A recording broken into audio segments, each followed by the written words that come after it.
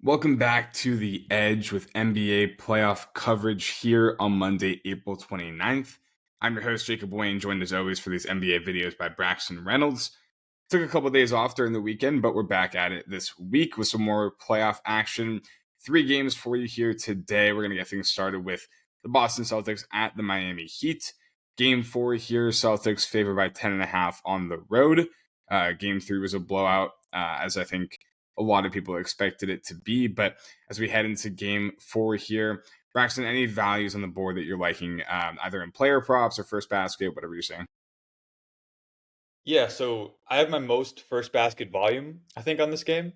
So I'm playing Jalen Brown, first basket, zero point 0.9 units plus 470 FanDuel. I'm also playing his first field goal 3 point plus 2,000 bet MGM. If you don't have that, it's also plus 1,800 on FanDuel. So I would just play it there. Zero point 0.3 units for that. And then Porzingis, first field goal 3 point, zero point 0.4 units plus 2,200 bet MGM. And that is plus 1,600 FanDuel if you don't have BetMGM too. So Brown leads Boston in game and team first field goal attempt percentage during the regular season. So he is the king of first basket for Boston. He's only done it in 1 of 3 games, their first field goal attempt in this series, but he does lead them in total field goal attempts. So I do like his volume. And then you look at how Boston's kind of getting shots. Miami's given up 31 above the break threes per game and only 32 paint field goal attempts per game. That would be the largest above the break in the regular season and the lowest paint in the regular season. So pretty much Boston, they're just letting it fly from deep, especially above the break. So I like it for Boston. I like it for Brown and Porzingis in this spot here. Yeah, I love the Porzingis one especially. I feel like the Heat just don't have anybody who can guard him on the perimeter. He just shoots over whoever it is, and especially if they're going to put Bam on Jason Tatum, which they've been doing recently. And that Bam and Tatum matchup actually makes me like my prop a little bit more. But I'm on Nikola Jovic over 14.5 points plus rebounds. Just been super impressed with him, young player from Miami, and he's been over this number in 7 of 11 games without Butler and Rozier, where he sees 20 plus minutes. He played 34 minutes in the last game, his highest of the series. And it's clear to me that Eric Spoelstra is just trusting him more and more. Finished with 15 points and 8 rebounds in that one. And then I referenced the Bam thing. He had 14 rebound chances in the last game. And I think Bam being pulled away further from the basket as he guards Tatum closer to the perimeter just opens up more rebound opportunities for Jovic underneath the basket. But this is honestly just a bet on his minutes and a bet on the fact that I think Spoelstra is trusting his young player a lot more. And I think he'll play a lot in this game. So love Jovic over 14.5 points plus rebounds in this one. Anything else for this game, Braxton? Not for me. I have Boston money line in a parlay coming up and in the Nuggets game. So I'll break it down there. Cool. All right, let's move on to the Thunder at the Pelicans. Game 4 here. I think a lot of people expected this to be more of a series, but the Pelicans have just not been able to find offense in this one. We did see them make a bit of a lineup change in Game 3. Finally benched Valanciunas at halftime, started Larry Nance off the bench. Valanciunas didn't play after halftime. They finally realized what you had been saying since the beginning of the series, Braxton, which is Valanciunas just does not stand a chance guarding Chet in this one. Curious, we don't have their lineup for game 4 yet. The Bucks haven't dropped props for Valanciunas and Nance yet, so I'm keeping an eye out on that for sure. But curious how you see that aspect of this game shaking out. Do you think they start Larry Nance in this one? I think they kind of have to. I'm not sure they will. Um, I think Valanciunas, they don't have, a tie to him per se because he is a free agent this summer and they were looking to move him at the deadline. So that is worth noting that they're not necessarily tied to starting him. They have the option of just moving on. And it's not like you're benching Brandon Ingram and you hurt his Yeah, feelings, your star player. So that right. has him going for him. Yeah. Yeah, it makes sense. I mean, I think there's a scenario where we don't see Valanciunas at all tonight, but we'll see how that shakes out. Anything you're liking in the first basket department? I know you've been liking the Chet 3 point in this series quite a bit. Yeah, I'm going to stay on it. It's still plus 2,200 bet MGM. Chet Holmgren, first field goal 3 point, and plus 1,900 FanDuel if you don't have that. It's been first field goal attempt for OKC in 4 of 6 matchups this year, a Chet 3 point. And the two misses, it was second and third field goal attempt. So pretty much you're guaranteed to see a Chet 3 early when they play the Pelicans. And I still like the matchup here for him, even if Nance plays. I think they still want to protect the paint. And Nance is a bit more mobile, but I still think he doesn't get out for that pick and pop in time to stop Chet. I think Chet, that 3 point, it's so dangerous because of how good SGA is at getting the advantage around the edge that, I just don't see Nance getting there in time. He has to kind of shade back and deter SGA. So I'm playing that zero point 0.4 units. And then I'm playing Valanciunas' first Pelicans field goal, 1 unit plus 300 bet MGM, plus 225 DK is probably the floor I would play it at, but I would still play it. If he doesn't start, then this is void, so you don't lose any units on that. If he does, I think Ingram's been getting locked up by Dort. CJ can't really shoot at the moment, and I don't really trust the other guys. Whereas Valanciunas, I think he still has, some upside to his offensive game. I think he can bully Chet from time to time, and he has that hook shot. He has putback potential. I kind of like him to score their first field goal in this matchup if he plays. And it's 25% implied probability for plus 300. I think that it's probably around 33% would be his true probability to me. 1 out of 3 times he probably scores the first field goal in this matchup. So I'm taking that. Like it, yeah. Good note that it voids if Valanciunas doesn't start, but if he does, can see that being a good opportunity.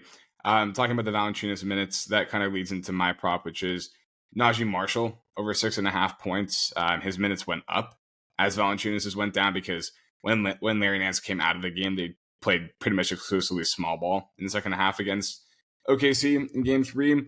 Najee Marshall. So it was worth noting to me, like his prop for the last game was 5.5 points. He finished with 5, and then it got bumped up a point for this one. And I think that's a clear indication that like there's a recognition of his role changing in this series. He's over 6.5 points in 21 to 30 games with 20 plus minutes. And he's cleared that in the last 2 games, averaging 8.9 points per game this season with 20 plus minutes. He also has 6 plus field goal attempts in every game this series so far. Cleared this points prop in 24 of 32 games this season with 6 plus field goal attempts. He's only made 2 of 7 wide open 3-point attempts in this series. He hit 40% on those during the regular season. So a little bit of potential for some positive regression. And we've talked about it. The Thunder tend to leave the weak side corner 3 open at times, and they'll be pretty aggressive with sending help coverage to the paint. So going to see some more open opportunities for Marshall, I think, in this one. And his defense has been pretty pivotal at times. So I think his minutes floor is relatively safe, but I just think there's a good opportunity for him here, and with some really strong hit rates during the course of the season for Najee Marshall. I had one other prop that I like that I haven't pulled the trigger on yet that I want to get your opinion on, and that was Chet Holmgren over 8.5 rebounds. Had 5 in the second half of the last game with Larry Nance at the 5. Obviously going to be a lot easier to rebound if Valanciunas isn't on the floor in this one.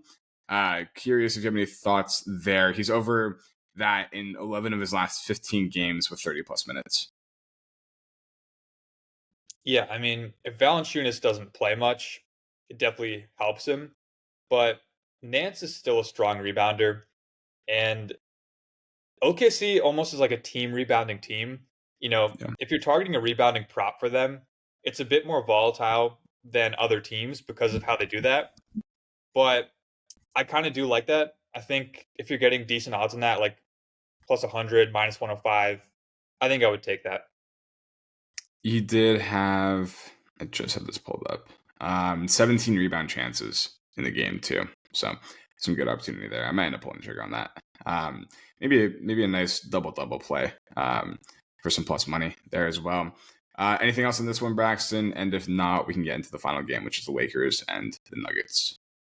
Not for me, but for your Marshall prop too. If Nance is starting or playing heavy minutes, he's a much better passer than Valanciunas, so he can actually kick out to that corner and hit Marshall for that shot. Whereas Valanciunas, it's more of like a black hole situation. So that definitely benefits Marshall too. Love that. Love that. All right, let's get into the final game, which is the Lakers at the Nuggets. Lakers finally pull one back in this series. Weird series overall, man. Lakers have been leading for a vast majority of it, but the Nuggets are up 3-1 in the series, -7.5 tonight, expected to close things out at home here in game 5.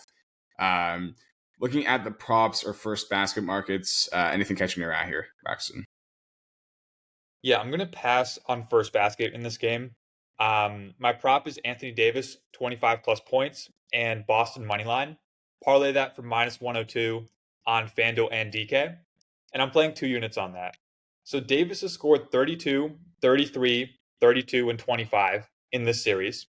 He leads the Lakers in field goal attempts, and it just seems like Jokic, he's not playing as well as he usually does defensively.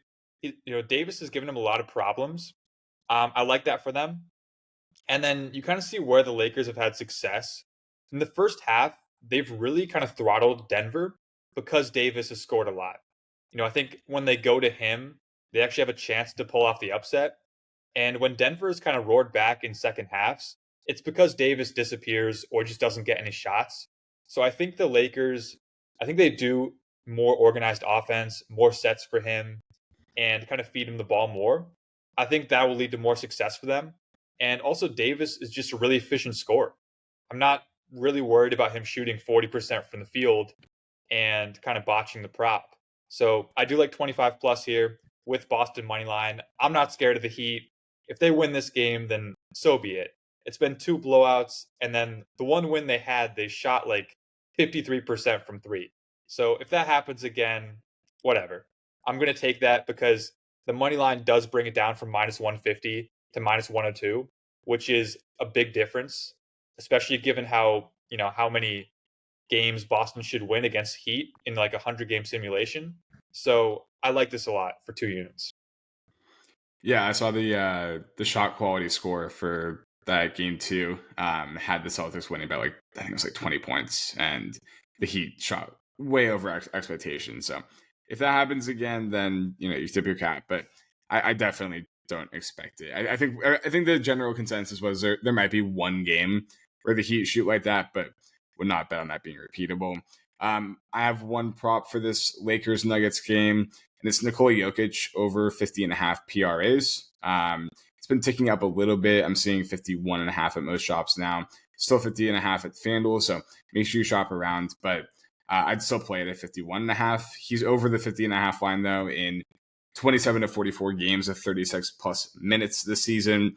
He's been at 39 or more in every game in the series, and I don't think they're going to be trying to manage his minutes at all. I think he's going to play a lot in this one, trying to close this series out and move on to the next round against the Timberwolves.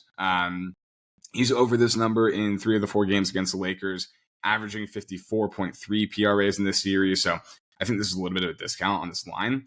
I also love that he had 29 rebounding chances and 21 potential assists in the last game. So just a massive opportunity share on both of those aspects. I think the assist one is super interesting too, because the Nuggets just haven't been shooting well in the series. They've hit 25% of their wide open threes so far. So I think there's some room for positive regression in that aspect. Lakers allowed the 3rd highest rate of wide open threes in the regular season. So if you see that positive regression, the Nuggets could explode from 3-point range in this game. And then finally, Jamal Murray is still questionable with a calf issue and just clearly hasn't been right in this series. So even if he does play, I would expect him to play, but even if he does, I don't think he'll be at 100% tonight. So that'll just mean more opportunities for Jokic to touch the ball, whether it's scoring, passing, rebounding, the whole thing. So I love getting an all-encompassing prop on Jokic tonight in this game 5 closeout game for Denver here. Any final thoughts on this one, Braxton? Not for me. Jokic is a monster, so I support that prop. Yeah, hard to go super wrong. I don't mind the triple double line either. I think I saw a plus 125 on that, so don't mind that one. But that'll do it for us. Hope you guys enjoy these 3 NBA games here on Monday night. Please like and subscribe. Get some more player prop and first basket content as we move along here through the NBA playoffs. Hope you guys enjoy. We'll catch you in the next video.